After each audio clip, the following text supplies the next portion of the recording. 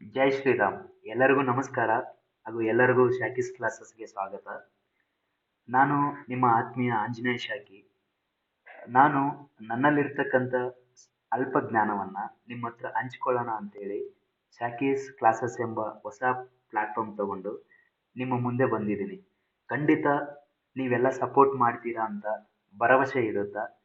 ಇವತ್ತಿನ ತರಗತಿಯಲ್ಲಿ ಜಿಯೋಗ್ರಫಿ ವಿಷಯದಲ್ಲಿ ಹಾಗೂ ಜಿಯೋಮಾರ್ಫಾಲಜಿ ಪಾಠಲ್ಲಿ ಮೊದಲನೆಯ ಅಧ್ಯಾಯವಾದಂಥ ಭೂಮಿಯ ಅಂತರಾಳದ ಬಗ್ಗೆ ಅಧ್ಯಯನ ಮಾಡೋಣ. ಏನಿದು ಭೂಮಿಯ ಅಂತರಾಳ? ಯಾವ ಸಂಯೋಜನೆಯನ್ನು ಒಳಗೊಂಡಿದೆ? ಯಾವ ಕಾರಣಕ್ಕೆ ನಾವು ಇದನ್ನ ಅಧ್ಯಯನ ಮಾಡ್ತೀವಿ? ಏನಕ್ಕೆ ಅಧ್ಯಯನ ಮಾಡ್ತೀವಿ ಅಂತಂದ್ರೆ, ಭೂಮಿಯ ಮೇಲೆ ಇರ್ತಕ್ಕಂಥ ಎಲ್ಲಾ ರಚನೆಗಳಿಗೂ, ಉದಾಹರಣೆಗೆ ನೀವು ನಿಮ್ಮ ದಿನನಿತ್ಯ ಜೀವನದಲ್ಲಿ ನೋಡ್ತಿರ್ತೀರ, ಬೆಟ್ಟ ಗುಡ್ಡಗಳಾಗಿರ್ಬೋದು, ನದಿ ವ್ಯವಸ್ಥೆ ಆಗಿರ್ಬೋದು, ಪರ್ವತ ಶ್ರೇಣಿಗಳಾಗಿರ್ಬೋದು, ಹಾಗೂ ಎಲ್ಲಾ ಘಟನೆಗಳಿಗೂ ಅಂತಂದ್ರೆ ಭೂಕಂಪನ ಆಗಿರ್ಬೋದು, ಭೂಕುಸಿತ ಆಗಿರ್ಬೋದು, ಜ್ವಾಲಾಮುಖಿ ಆಗಿರ್ಬೋದು, ಈ ಎಲ್ಲಾ ರಚನೆಗಳಿಗೂ ಹಾಗೂ ಭೂಮಿಯ ಮೇಲೆ ನಡೀತಕ್ಕಂಥ ಎಲ್ಲಾ ಘಟನೆಗಳಿಗೂ ಭೂಮಿಯ ಅಂತರಾಳದಲ್ಲಿ ನಡೀತಕ್ಕಂಥ ಚಟುವಟಿಕೆಗಳೇ ಕಾರಣ ಆಗಿರ್ತೈತಿ. ಸೊ ಹಂಗಾಗಿ ನಾವು ಭೂಮಿಯ ಅಂತರಾಳದ ಬಗ್ಗೆ ಅಧ್ಯಯನ ಮಾಡಬೇಕು. ಈ ಭೂಮಿಯ ಅಂತರಾಳವನ್ನ ನಾವು ಹೇಗೆ ಅಧ್ಯಯನ ಮಾಡ್ತೀವಿಪ್ಪ ಅಂತಂದ್ರೆ, ನಾವು ಎರಡು ಮೂಲಗಳ ಮುಖಾಂತರ ನಾವು ಅಧ್ಯಯನ ಮಾಡ್ತೀವಿ. ಅವು ಯಾವುವು ಅಂತಂದ್ರೆ, ಒಂದು ಪ್ರತ್ಯಕ್ಷ ಮೂಲಗಳು ಅಂತಂದ್ರೆ ನಾವು ಡೈರೆಕ್ಟ್ ಆಗಿ ಕಾಣ್ತಕ್ಕಂಥದ್ದು. ಅಂದ್ರೆ ನಮ್ಮ ದಿನನಿತ್ಯ ಜೀವನದಲ್ಲಿ ನಾವು ಏನು ನೋಡ್ತೀವೋ, ನಾವು ಏನನ್ನ ಕಾಣ್ತೀವೋ ಅದನ್ನ ಪ್ರತ್ಯಕ್ಷ ಮೂಲಗಳು ಅಂತ ಕರೀತಾರೆ. ಆ ಪ್ರತ್ಯಕ್ಷ ಮೂಲಗಳಲ್ಲಿ ಮೊದಲನೇದಾಗಿ ಭೂಮಿಯ ಮೇಲ್ಮೈನ ಶಿಲೆಗಳು ಅಂತಂದ್ರೆ, ಭೂಮಿಯ ಮೇಲ್ಮೈನಲ್ಲಿ ಇರ್ತಕ್ಕಂಥ ಕಲ್ಲುಗಳನ್ನ ಓದೋದ್ರಿಂದ ಆ ಕಲ್ಲಿನಲ್ಲಿರ್ತಕ್ಕಂಥ ಖನಿಜಾಂಶಗಳ ಇನ್ಫಾರ್ಮೇಶನ್ ನಮ್ಗೆ ಗೊತ್ತಾಗುತ್ತೆ. ಅದರಿಂದ ನಾವು ಭೂಮಿಯ ಅಂತರಾಳದಲ್ಲಿ ಇದೇ ಖನಿಜಗಳು ಇರ್ಬೋದು ಅಂತೇಳಿ ನಾವು ತಿಳ್ಕೊತೀವಿ. ಎರಡನೇದು ಸಮುದ್ರದ ಆಳದಲ್ಲಿ ಕೊರೆಯುವ ಕೊಳವೆ ಯೋಜನೆ. ಉದಾಹರಣೆಗೆ ರಷ್ಯಾದ ಕೋಲಾ ಎಂಬಲ್ಲಿ ಸುಮಾರು 12,000 ಮೀಟರ್ನ ಆಳದಷ್ಟು ಕೊಳವೆ ರಂಧ್ರವನ್ನ ಕೊರೆದಿರ್ತಾರೆ ಅಧ್ಯಯನ ಮಾಡ್ಲಿಕ್ಕೆ.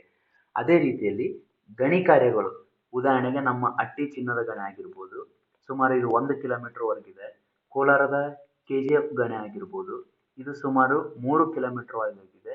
ಅದೇ ರೀತಿಯಲ್ಲಿ ವಿಶ್ವದಲ್ಲೇ ಅತ್ಯಂತ ಆಳವಾದ ಗಣಿ ಎಂದು ಕರೆಸಿಕೊಂಡಿರುವ ಪೊನೆಂಗ್ ಗಣಿ ಆಗಿರ್ಬೋದು, ಇದು ಸೌತ್ ಆಫ್ರಿಕಾದ ಚಿನ್ನದ ಗಣಿ. ಇದು ಸುಮಾರು ಏನಿಲ್ಲ ಅಂದ್ರೆ 4 ಕಿಲೋಮೀಟರ್ ವರೆಗಿದೆ. ಸೊ ಹೀಗೆ ನಾವು ಈ ಪ್ರತ್ಯಕ್ಷ ಮೂಲಗಳಿಂದ ಕೇವಲ ನಾವು 10ರಿಂದ 12 ಕಿಲೋಮೀಟರ್ ವರೆಗೂ ಮಾತ್ರ ನಾವು ಅಧ್ಯಯನ ಮಾಡಬಹುದು. ಇನ್ನೊಂದು ಉದಾಹರಣೆ ಇದಕ್ಕೆ ಪ್ರತ್ಯಕ್ಷ ಮೂಲಗಳಿಗೆ ಅಂತಂದ್ರೆ ಪೆಟ್ರೋಲಿಯಂ ಬಾವಿಗಳು ಗೊತ್ತಲ್ವಾ? ಆಯಿಲ್ ಎಕ್ಸ್ಟ್ರಾಕ್ಟ್ ಮಾಡ್ತಾರಲ್ವಾ ಸಮುದ್ರದ ಆಳದಲ್ಲಿ, ಪೆಟ್ರೋಲಿಯಂ ಬಾವಿಗಳಂತ ಕರೀತಾರ ಅವ್ರು. ಅವು ಕೂಡ ಸುಮಾರು 8ರಿಂದ 10 ಕಿಲೋಮೀಟರ್ ವರೆಗೂ ಆಳವಾಗಿ ಕೊರೆದಿರ್ತಾರೆ. ಸೊ ಹೀಗೆ ಪ್ರತ್ಯಕ್ಷ ಮೂಲಗಳಿಂದ ನಾವು ಕೇವಲ 10ರಿಂದ 12 ಕಿಲೋಮೀಟರ್ ವರೆಗೂ ಮಾತ್ರ ನಾವು ಅಧ್ಯಯನ ಮಾಡ್ಬೋದು. ಆದ ಕಾರಣ ನಾವೇನ್ ಮಾಡ್ತೀವಿ ಅಂತಂದ್ರೆ, ಪರೋಕ್ಷ ಮೂಲಗಳನ್ನ ಉಪಯೋಗ ಮಾಡಿಕೊಂಡು ಭೂಮಿಯ ಅಂತರ್ರಚನೆಯನ್ನ ಮಾಡ್ತೀವಿ. ಯಾವುವು ಪರೋಕ್ಷ ಮೂಲಗಳು ಅಂತಂದ್ರೆ, ಜ್ವಾಲಾಮುಖಿ ಸ್ಫೋಟನೆಯಲ್ಲಿ ಅಂತಂದ್ರೆ, ಜ್ವಾಲಾಮುಖಿ ಸ್ಫೋಟನೆಯಾದಾಗ ಅಲ್ಲಿಂದ ಬರ್ತಕ್ಕಂಥ ಮಗ್ಮ ಏನ್ ಲಾವಾ ಇರುತ್ತವಲ್ಲ, ಆ ಲಾವಾನ ನಾವು ಅಧ್ಯಯನ ಮಾಡಿದಾಗ ಅಲ್ಲಿರ್ತಕ್ಕಂಥ ರಾಸಾಯನಿಕ ಗುಣಲಕ್ಷಣಗಳ ಬಗ್ಗೆ ನಾವು ಅಧ್ಯಯನ ಮಾಡ್ಬೋದು. ಯಾವ ಮಿನರಲ್ಸ್ ಇದೆ, ಯಾವ ಖನಿಜಾಂಶ ಇದೆ, ಅದೇ ರೀತಿಯಲ್ಲಿ ಭೌತಿಕ ಲಕ್ಷಣಗಳು ಕೂಡ ನಾವು ಅಧ್ಯಯನ ಮಾಡ್ಬೋದು. ಏನು ಭೌತಿಕ ಲಕ್ಷಣಗಳಂದ್ರೆ, ಅದರ ಸಾಂದ್ರತೆ ಏನಿದೆ, ಅಲ್ಲಿರ್ತಕ್ಕಂಥ ಉಷ್ಣಾಂಶ ಏನಿದೆ. ಸೊ ಈ ತರ ನಾವು ಜ್ವಾಲಾಮುಖಿ ಸ್ಫೋಟನೆಯಲ್ಲಿ ಭೂಮಿಯ ಅಂತರಾಳದಲ್ಲಿ ಏನಿದೆ ಅಂತ ಕೂಡ ನಾವು ತಿಳ್ಕೊಬಹುದು. ಆದ್ರೆ ಇಲ್ಲಿರ್ತಕ್ಕಂಥ ಚಾಲೆಂಜ್ ಏನು ಅಂತಂದ್ರೆ, ಈ ಜ್ವಾಲಾಮುಖಿ ಏನ್ ಲಾವಾ ಬರುತ್ತಲ್ವಾ, ಅದು ಕೇವಲ 100ರಿಂದ 200 ಕಿಲೋಮೀಟರ್ ವರೆಗೂ ಅಂತರಾಳದಿಂದ ಮಾತ್ರ ಬರುತ್ತೆ. ಹಾಗಾಗಿ ನಾವು ಭೂಮಿಯ ಕಂಪ್ಲೀಟ್ ಅಂತರಾಳವನ್ನ ಅಧ್ಯಯನ ಮಾಡ್ಲಿಕ್ಕೆ ಆಗಂಗಿಲ್ಲ. ಇನ್ನೊಂದು ಉದಾಹರಣೆ ಅಂತಂದ್ರೆ ಉಲ್ಕೆಗಳು. ಈ ಉಲ್ಕೆಗಳು ಭೂಮಿಯ ಮೇಲೆ ಬಿದ್ದಾಗ ಅವುಗಳನ್ನ ನಾವು ಅಧ್ಯಯನ ಮಾಡಿ ಭೂಮಿಯ ಅಂತರಾಳ ಕೂಡ ಇದೇ ಅಂಶಗಳನ್ನ ಒಳಗೊಂಡಿರಬಹುದು ಅಂತ ನಾವು ಊಹೆ ಮಾಡ್ಕೋತೀವಿ. ಆದ್ರೆ ಉಲ್ಕೆಗಳು ಭೂಮಿಯನ್ನು ಅಪ್ಪಳಿಸಿದಾಗ ಕೇವಲ ಒಳ ಕೇಂದ್ರಗೋಳ ಮಾತ್ರ ಬಿದ್ದಿರುತ್ತೆ. ಕಾರಣ ಏನಂತಂದ್ರೆ, ಉಲ್ಕೆಗಳು ಯಾವಾಗ ಭೂಮಿಯ ವಾತಾವರಣವನ್ನ ತಲುಪುತ್ತೋ, ಅಂದ್ರೆ ಅರೌಂಡ್ 50 to 60 ಕಿಲೋಮೀಟರ್, ಇದನ್ನ ನಾವು ಮಧ್ಯಂತರ ಮಂಡಲ ಅಂತ ಕರಿತೀವಿ. ಓಕೆನಾ? ಮಧ್ಯಂತರ ಮಂಡಲ ಅಂತ ಕರಿತೀವಿ. ಯಾವಾಗ ಅವು ಮಧ್ಯಂತರ ಮಂಡಲವನ್ನು ತಲುಪುತ್ತವೋ ಅತಿ ಸಾಂದ್ರತೆಯುಳ್ಳ ಭೂಮಿಯ ವಾತಾವರಣದಲ್ಲಿ ಗಾಳಿಯ ಅಣುಗಳ ಜೊತೆ ಘರ್ಷಣೆಯಾಗಿ ಆ ಉಲ್ಕೆಗಳು ಬರ್ನ್ ಆಗ ಸ್ಟಾರ್ಟ್ ಆಗ್ತಾವೆ. ಬರ್ನ್ ಆಗಿ ಮೆಲ್ಟ್ ಆಗಿ ಆವಿಯಾಗಿ ಹೋಗುತ್ತೆ. ಆ ಹೊರ ಕೇಂದ್ರ ಏನಿರುತ್ತಲ್ವಾ, ಮೆಲ್ಟ್ ಆಗಿ ಆವಿಯಾಗಿ ಹೋಗಿ ಕೇವಲ ಒಳ ಕೇಂದ್ರ ಮಾತ್ರ ಭೂಮಿಯನ್ನ ಅಪ್ಪಳಿಸುತ್ತೆ. ಸೊ ಹಾಗಾಗಿ ನಾವು ಕಂಪ್ಲೀಟ್ ಈ ಉಲ್ಕೆಗಳು ಕೂಡ ನಮಗೆ ಅಧ್ಯಯನ ಮಾಡಕ್ಕೆ ಸಿಗಂಗಿಲ್ಲ. ನೆಕ್ಸ್ಟ್, ಭೌತಿಕ ಗುಣಲಕ್ಷಣಗಳಾದ ಉಷ್ಣಾಂಶ, ಸಾಂದ್ರತೆ ಮತ್ತೆ ಒತ್ತಡ. ಈ ಭೌತಿಕ ಗುಣಲಕ್ಷಣಗಳಾದಂಥ ಉಷ್ಣಾಂಶ, ಒತ್ತಡ ಮತ್ತು ಸಾಂದ್ರತೆ ಏನಾಗುತ್ತೆ ಅಂದ್ರೆ ಭೂಮಿಯ ಅಂತರಾಳಕ್ಕೆ ನಾವು ಹೋದಂತೆಲ್ಲ ಏನಾಗುತ್ತೆ ಅಂದ್ರೆ ಹೆಚ್ಚಾಗುತ್ತೆ. ಅಂದ್ರೆ ಭೂಮಿಯ ಅಂತರಾಳಕ್ಕೆ ನಾವು ಹೋದಂತೆಲ್ಲ ಉಷ್ಣಾಂಶ, ಒತ್ತಡ, ಸಾಂದ್ರತೆ ಇವು ಮೂರು ಕೂಡ ಏನಾಗುತ್ತೆ ಅಂದ್ರೆ ಹೆಚ್ಚಾಗ್ತಾ ಹೋಗುತ್ತೆ. ಆದ್ರೆ ಪ್ರಮಾಣವು ಒಂದೇ ರೀತಿಯಾಗಿರೋದಿಲ್ಲ. ಈಗ ನೆಕ್ಸ್ಟ್ ಮೂಲ ಯಾವ್ದಪ್ಪ ಅಂತಂದ್ರೆ ಭೂಕಂಪನ ಅಲೆಗಳು. ಈ ಭೂಕಂಪನ ಅಲೆಗಳು ಭೂಮಿಯ ಅಂತರಾಳವನ್ನ ಅಧ್ಯಯನ ಮಾಡ್ಲಿಕ್ಕೆ ತುಂಬಾ ಸಹಾಯಕಾರಿ ಮಾಡ್ತವೆ. ಈ ಭೂಕಂಪನ ಅಲೆಗಳ ಆಧಾರದ ಮೇಲೆನೆ ನಾವು ಭೂಮಿಯ ಅಂತರಾಳವನ್ನ ರಚನೆ ಮಾಡಿದ್ದೀವಿ. ಅದೇಗಪ್ಪ ಅಂತಂದ್ರೆ ಬಿಫೋರ್ ನಾವು ಅದು ಅರ್ಥ ಮಾಡ್ಕೊಳ್ಳೋದಕ್ಕಿಂತ ಮುಂಚೆ ಆ ಭೂಮಿಯ ಈ ಭೂಕಂಪನ ಅಲೆಗಳು ಏನಿದಾವಲ್ವಾ ಅವುಗಳ ಬಗ್ಗೆ ಒಂದೆರಡು ಗುಣಲಕ್ಷಣಗಳನ್ನ ತಿಳ್ಕೊಬೇಕಾಗುತ್ತೆ. ಪ್ರಮುಖವಾಗಿ ಅದರಲ್ಲಿ ಎರಡು ಟೈಪ್ಸ್ ಬರ್ತವೆ ಭೂಕಂಪನ ಅಲೆಗಳಲ್ಲಿ. ಒಂದು ಬಾಡಿ ವೇವ್ಸ್ ಮತ್ತೆ ಒಂದು ಸರ್ಫೇಸ್ ವೇವ್ಸ್ ಅಂತೇಳಿ. ನಾವು ಅದನ್ನ ಡೀಟೇಲ್ ಆಗಿ ಭೂಕಂಪನ ಬಗ್ಗೆ ಓದ್ಬೇಕಾದ್ರೆ ನಾವು ಅಧ್ಯಯನ ಮಾಡೋಣ. ಈಗ ನಮಗ್ ಪ್ರಮುಖವಾಗಿ ಎರಡು ಅಲೆಗಳ ಬಗ್ಗೆ ಎರಡೆರಡು ಗುಣಲಕ್ಷಣ ಇದ್ರೆ ಸಾಕು, ಭೂಮಿಯ ಅಂತರಚನೆ ಅವ್ರು ಹೇಗ್ ಮಾಡಿದ್ರು ಅಂತ ನಮ್ಗೆ ಗೊತ್ತಾಗ್ಬಿಡುತ್ತೆ. ಅವು ಯಾವಪ್ಪ ಗುಣಲಕ್ಷಣಗಳು ಅಂತಂದ್ರೆ, ಈ ಫಸ್ಟ್ ಎರಡು ಅಲೆಗಳು ನಮ್ಗೆ ಪ್ರಮುಖವಾಗಿದ್ದು, ಒಂದು ಪ್ರಾಥಮಿಕ ಅಲೆಗಳು, ಇನ್ನೊಂದು ದ್ವಿತೀಯ ಅಲೆಗಳು. ಓಕೆನಾ. ಈ ಪ್ರಾಥಮಿಕ ಅಲೆಗಳ ಗುಣಲಕ್ಷಣ ಏನಪ್ಪಾ ಅಂತಂದ್ರೆ ಇವು ಎಲ್ಲಾ ಮಾಧ್ಯಮದಲ್ಲೂ ಚಲಿಸ್ತವೆ. ಫಾರ್ ಎಕ್ಸಾಂಪಲ್ ಘನದಲ್ಲೂ ಚಲಿಸ್ತವೆ, ದ್ರವದಲ್ಲೂ ಚಲಿಸ್ತವೆ ಮತ್ತು ಅನಿಲದಲ್ಲೂ ಚಲಿಸ್ತವೆ. ಆದ್ರೆ ಇದರ ವೇಗ ಏನಾಗಿರುತ್ತೆ ಅಂತಂದ್ರೆ ಘನದಲ್ಲಿ ಜಾಸ್ತಿ ಇರುತ್ತೆ, ಮತ್ತೆ ದ್ರವದಲ್ಲಿ ಘನಕ್ಕಿಂತ ಕಡಿಮೆ ಇರುತ್ತೆ, ಹಾಗೂ ಅನಿಲದಲ್ಲಿ ದ್ರವಕ್ಕಿಂತ ಕಡಿಮೆ ಆಗುತ್ತೆ. ಹೀಗೆ ಘನದಿಂದ ದ್ರವಕ್ಕೆ, ದ್ರವದಿಂದ ಅನಿಲಕ್ಕೆ ಅದರ ವೇಗ ಏನಾಗುತ್ತಪ್ಪ ಅಂತಂದ್ರೆ ಕಡಿಮೆ ಆಗುತ್ತೆ. ಹಾಗೆ ಈ ದ್ವಿತೀಯ ಅಲೆಗಳ ಗುಣಲಕ್ಷಣ ಏನಂದ್ರೆ ಇದು ಕೇವಲ ಘನ ಮತ್ತು ಅರೆಘನ. ಅರೆಘನ ಅಂತಂದ್ರೆ ಮೇಣದ ಬತ್ತಿ ಇರುತ್ತಲ್ವಾ, ಮೇಣ, ಅದನ್ನ ಅರೆಘನ ಅಂತ ಕರಿತೀವಿ. ಆ ಕಡೆ ಲಿಕ್ವಿಡ್ ಫಾರ್ಮ್ ಅಲ್ಲೂ ಇರಲ್ಲ, ಈ ಕಡೆ ಸಾಲಿಡ್ ಫಾರ್ಮ್ ಅಲ್ಲೂ ಇರಲ್ಲ, ಅದನ್ನ ಅರೆಘನ, ಸೆಮಿ ಸಾಲಿಡ್ ಅಂತ ಕರಿತೀವಿ. ಓಕೆನಾ. ಇವೆರಡು ಮಾಧ್ಯಮದಲ್ಲಿ ಮಾತ್ರ ಇದು ಹಾದು ಹೋಗುತ್ತೆ. ಈ ಎರಡೂ ಗುಣಲಕ್ಷಣಗಳ ಆಧಾರಗಳ ಮೇಲೆ ಭೂಮಿಯ ಅಂತರಚನೆನ ವಿಜ್ಞಾನಿಗಳು ಮಾಡ್ತಾರೆ. ಅದೇಗಂತ ಡೀಟೇಲ್ ಆಗಿ ನೋಡೋಣ ಬನ್ನಿ. ಡೀಟೇಲ್ ಆಗಿ ನೋಡೋದಕ್ಕಿಂತ ಮುಂಚೆ ಇನ್ನೊಂದೆರಡು ಲಕ್ಷಣಗಳನ್ನು ತಿಳ್ಕೊಳ್ಳೋಣ. ಏನಪ್ಪಾ ಅಂತಂದ್ರೆ ಈ ಅಲೆಗಳು ಏನಿದಾವಲ್ವಾ, ಈ ಅರ್ಥಕ್ವೇಕ್ ಅಲೆಗಳು ಒಂದು ಸಾಂದ್ರತೆಯುಳ್ಳ ವಲಯದಿಂದ ಇನ್ನೊಂದು ಸಾಂದ್ರತೆಯುಳ್ಳ ವಲಯಕ್ಕೆ ಹೋಗ್ಬೇಕಾದ್ರೆ ತಮ್ಮ ವೇಗವನ್ನ ಏರುಪೇರು ಮಾಡ್ತಾವ. ಅಂತಂದ್ರೆ ಹೈ ಡೆನ್ಸಿಟಿ ಮಟೀರಿಯಲ್ ಇರೋ ವಲಯದಿಂದ ಲೋ ಡೆನ್ಸಿಟಿ ಕಡೆ ಹೋಗ್ಬೇಕಾದ್ರೆ ವೇಗ ಏನಾಗುತ್ತೆ ಅಂದ್ರೆ ಲೋ ಡೆನ್ಸಿಟಿ ಮಟೀರಿಯಲ್ ಬಂದ ತಕ್ಷಣ ಕಡಿಮೆ ಆಗುತ್ತೆ. ಅದೇ ರೀತಿ ಕಡಿಮೆ ಸಾಂದ್ರತೆಯುಳ್ಳ ವಲಯದಿಂದ ಹೆಚ್ಚಿನ ಸಾಂದ್ರತೆ ಒಳಗೆ ಹೋದಾಗ ಸಡನ್ ಆಗಿ ಅವುಗಳ ವೇಗ ಏನಾಗುತ್ತೆ ಅಂದ್ರೆ ಜಾಸ್ತಿ ಆಗುತ್ತೆ. ಇನ್ನೊಂದು ಲಕ್ಷಣ ಏನಂತಂದ್ರೆ ಅಲೆಗಳದ್ದು, ಯಾವಾಗ ಇವು ಒಂದು ಮಾಧ್ಯಮದಿಂದ ಇನ್ನೊಂದು ಮಾಧ್ಯಮದ ಕಡೆಗೆ ಹೋಗ್ತಾವೋ, ಒಂದು ಮಾಧ್ಯಮದಿಂದ ಇನ್ನೊಂದು ಮಾಧ್ಯಮದಿಂದ ಹಾದು ಹೋಗ್ತಾವೋ, ಆವಾಗ ಕೂಡ ತಮ್ಮ ದಿಕ್ಕನ್ನ ಬದಲಾಯಿಸೋ ಚಾನ್ಸಸ್ ಇರುತ್ತೆ. ಇವೆರಡು ಗುಣಲಕ್ಷಣಗಳ ಮೇಲೆ ನಾವು ಭೂಮಿಯ ಅಂತರಚನೆ ಏನಿದೆ ಅಂತ ತಿಳ್ಕೊಂತೀವಿ. ಅದೇಗಪ್ಪ ಅಂತಂದ್ರೆ ನೋಡಿ, ಈ ಯಾವಾಗ ಭೂಕಂಪ ಬರುತ್ತಲ್ವಾ, ಭೂಕಂಪ ಬಂದಾಗ ಫಸ್ಟ್ ಸರ್ಫೇಸ್ ಅಲ್ಲಿ ಏನ್ ಆ ಅಲೆಗಳು ಟಚ್ ಆಗ್ತಾವಲ್ವಾ ಅದನ್ನ ಭೂಕಂಪ ಬಾಹ್ಯ ಕೇಂದ್ರ ಅಂತ ಕರಿತೀವಿ. ಓಕೆನಾ. ಎಲ್ಲಿ ಅರ್ಥಕ್ವೇಕ್ ವೇವ್ಸ್ ಉಟ್ಕೊಳ್ತಾವಲ್ವಾ ಅದನ್ನ ಏನಂತ ಕರಿತೀವಿ ಅಂತಂದ್ರೆ ಭೂಕಂಪನಾಭಿ ಅಂತ ಕರಿತೀವಿ. ಇದನ್ನ ಡೀಟೇಲ್ ಆಗಿ ನಾನು ಯಾವಾಗ ಭೂಕಂಪನ ಹೇಳ್ತೀನಲ್ವಾ ಆ ಅಧ್ಯಾಯದಲ್ಲಿ ಡೀಟೇಲ್ ಆಗಿ ಓದೋಣ.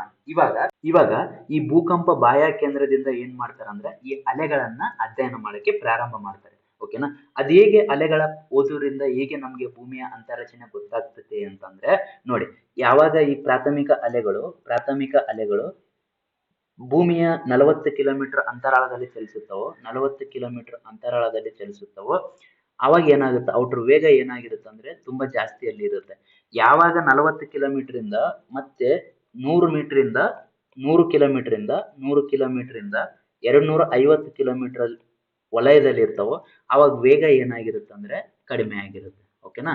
ಇದರ ಅರ್ಥ ಏನು ಅಂತಂದ್ರೆ ಭೂಮಿಯ ಸರ್ಫೇಸ್ ಮೇಲೆ ಹೈ ಡೆನ್ಸಿಟಿ ಮಟೀರಿಯಲ್ಸ್ ಇದಾವೆ, ಹೈ ಡೆನ್ಸಿಟಿ ವಸ್ತುಗಳಿದಾವೆ. 250 ಕಿಲೋಮೀಟರ್ ಅಲ್ಲಿ ಹೋದಂಗೆಲ್ಲ ಏನಾಗುತ್ತೆ ಅಂದ್ರೆ ಪ್ಲಾಸ್ಟಿಕ್ ಸ್ಟೇಟ್ ಬರುತ್ತೆ, ಅಂದ್ರೆ ಸೆಮಿ ಸಾಲಿಡ್ ಅಂತ ಕರೀತಾರೆ, ಅರೆಘನ ರೂಪದಲ್ಲಿ ಇರುತ್ತೆ. ಅವಾಗ ವೇಗ ಏನಾಗಿರುತ್ತೆ ಅಂದ್ರೆ ಕಡಿಮೆ ಆಗುತ್ತೆ. ಮತ್ತೆ ಮುಂದೆ ಹೋದಂತೆ ಏನಾಗುತ್ತೆ ಅಂತಂದ್ರೆ ಅಪ್ ಟು 700 ಕಿಲೋಮೀಟರ್ ವರೆಗೂ ವೇಗ ಕಡಿಮೆ ಆಗ್ತಾನೆ ಇರುತ್ತೆ. ಯಾವಾಗ 700 ಕಿಲೋಮೀಟರ್ ರೀಜನ್ ತಲುಪುತ್ತಲ್ವಾ ಅವಾಗ ಮತ್ತೆ ವೇಗ ಏನಾಗುತ್ತೆ ಅಂದ್ರೆ ಜಾಸ್ತಿ ಆಗುತ್ತೆ. ಅವಾಗ ಅವ್ರಿಗೆ ಗೊತ್ತಾಗುತ್ತೆ, ಇದು ಕಂಪೇರ್ ಮಾಡಿದ್ರೆ ಇಲ್ಲಿ 700 ಕಿಲೋಮೀಟರ್ ರೀಜನ್ ಅಲ್ಲಿ ಏನಾಗುತ್ತೆ ಅಂದ್ರೆ ಅಲ್ಲಿಂದ ಅತಿ ಹೆಚ್ಚಿನ ಹೆಚ್ಚಿನ ಸಾಂದ್ರತೆ ಮಟೀರಿಯಲ್ ಅಲ್ಲಿ ಕಂಡು ಬರ್ತವೆ ಅಂತ ಗೊತ್ತಾಗುತ್ತೆ. ಹಾಗೆ ಮತ್ತೆ ಅದೇ ವೇವ್ ಪ್ರೊಪಗೇಟ್ ಆದಾಗ ಯಾವಾಗ 2900 ಕಿಲೋಮೀಟರ್ ತಲುಪುತ್ತೋ ಅವಾಗ ಏನಾಗುತ್ತೆ ಅಂದ್ರೆ ವೇಗ ಮತ್ತೆ ಕಡಿಮೆ ಆಗುತ್ತೆ, ತುಂಬಾ ಕಡಿಮೆ ಆಗುತ್ತೆ. ಅದ್ರ ಅರ್ಥ ಏನಾಯ್ತು ಅಂದ್ರೆ ಅಲ್ಲಿ ದ್ರವ ಮಾಧ್ಯಮವನ್ನ ಅವರು ಗುರುತಿಸ್ತಾರೆ. ಓಕೆನಾ? ಓಕೆ, ಇದು ಎಲ್ಲಿವರೆಗೂ ಹೋಗುತ್ತಪ್ಪ ಅಂತಂದ್ರೆ ಇದು ಎಲ್ಲಿವರೆಗೂ ದ್ರವ ಮಾಧ್ಯಮ ಇರುತ್ತೆ ಅಂದ್ರೆ ಅಪ್ ಟು 5100 ಕಿಲೋಮೀಟರ್ ವರೆಗೂ ಇರುತ್ತೆ. ಮತ್ತೆ ಈ 5100 ಕಿಲೋಮೀಟರ್ ಒಳಗಡೆ ಬಂದಾಗ ಎಲ್ಲಿವರೆಗೂ ಅಂತಂದ್ರೆ 6378 ಕಿಲೋಮೀಟರ್ ವರೆಗೂ ಬಂದಾಗ ಏನಾಗುತ್ತೆ ಅಂದ್ರೆ ಇದು ಮತ್ತೆ ಏನಾಗಿರುತ್ತೆ, ಘನ ರೂಪದಲ್ಲಿರುತ್ತೆ. ಓಕೆನಾ? ಈ ತರ ಏನಾಗುತ್ತೆ ಅಂದ್ರೆ ಈ ಭೂಕಂಪನ ಅಲೆಗಳನ್ನು ಉಪಯೋಗ ಮಾಡಿಕೊಂಡು ಭೂಮಿಯ ಹೊಲಗಳನ್ನ ಅವರು ಅಧ್ಯಯನ ಮಾಡ್ಲಿಕ್ಕೆ ಸ್ಟಾರ್ಟ್ ಮಾಡ್ತಾರೆ. ಈಗ ನೋಡಿ, ಡೀಟೇಲ್ ಆಗಿ ನೋಡಿ, ಇಲ್ಲಿ ಭೂಮಿಯ ಅಬ್ಸರ್ವ್ ಮಾಡಿ, ಭೂಮಿಯ ಇಲ್ಲಿ ನೋಡಿ ಹೆಂಗ್ರಿ ಅದರ ವಕ್ರೀಭವನವನ್ನು ತೋರಿಸಿದೆ, ಒಂದೊಂದು ವಲಯಕ್ಕೆ ಯಾವ ತರ ಅದು ದಿಕ್ಕನ್ನು ಬದಲಾಯಿಸಿದೆ ಅಥವಾ ಯಾವ ತರ ಅದು ತನ್ನ ವಕ್ರೀಭವನವನ್ನು ತೋರಿಸಿದೆ ಅಂತ ನೀವು ಓದ್ತೀರಿ. ಇದಿಷ್ಟು ಪ್ರಾಥಮಿಕ ಅಲೆಗಳನ್ನ ಉಪಯೋಗ ಮಾಡಿಕೊಂಡು ನಾವು ಕಲ್ತಿರ್ತಕ್ಕಂಥದ್ದು. ಈಗ ದ್ವಿತೀಯ ಅಲೆಗಳ ಗುಣಲಕ್ಷಣ ಮೇಲೆ ನೋಡೋಣ ಏನೇನ್ ಬರುತ್ತೆ ಅಂತ. ದ್ವಿತೀಯ ಅಲೆಗಳ ಗುಣಲಕ್ಷಣ ಮೇಲೆ, ಓಕೆನಾ? ಈಗ ನೋಡಿ, ಈ ದ್ವಿತೀಯ ಅಲೆಗಳ ಗುಣಲಕ್ಷಣ ನಾನು ನಿಮ್ಗೆ ಹೇಳಿದೆ. ಏನ್ ಗುಣಲಕ್ಷಣ ಅಂತಂದ್ರೆ ದ್ವಿತೀಯ ಅಲೆಗಳು ಕೇವಲ ಘನ ಮತ್ತು ಅರೆಘನದಲ್ಲಿ ಮಾತ್ರ ಚಲಿಸ್ತವೆ ಅಂತ ನಾನು ನಿಮ್ಗೆ ಹೇಳಿದೆ. ಓಕೆನಾ? ಅದೇ ರೀತಿ ನೋಡಿ, ಇಲ್ಲಿ ಯಾವಾಗ ದ್ವಿತೀಯ ಅಲೆಗಳು ಇದು ಭೂಕಂಪ ಬಾಹ್ಯ ಕೇಂದ್ರದಿಂದ ಚಲಿಸ್ತಾವೋ ಈ ಒಳ ಕೇಂದ್ರವನ್ನು ತಲುಪಿದಾಗ ಅಂದ್ರೆ ಹೊರ ಕೇಂದ್ರಗೋಳವನ್ನು ತಲುಪಿದಾಗ ಅವ ಏನ್ ಮಾಡ್ತಾವ ಅಂದ್ರೆ ತಮ್ಮ ವಕ್ರೀಭವನವನ್ನು ತೋರಿಸಿ ಈ ತರ ಬೆಂಡ್ ಆಗ್ಬಿಡ್ತಾವ.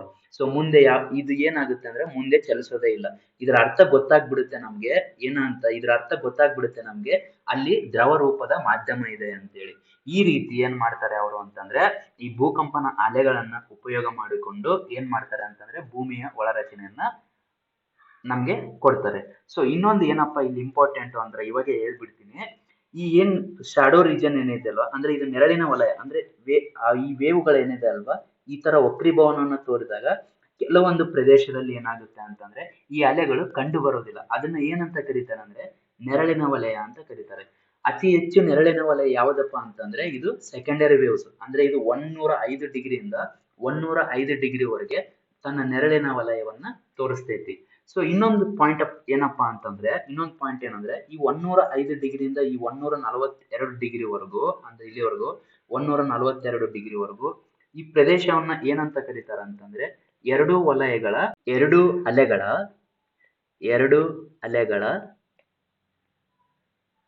ನೆರಳಿನ ವಲಯ ಅಂತ ಕರೀತಾರೆ.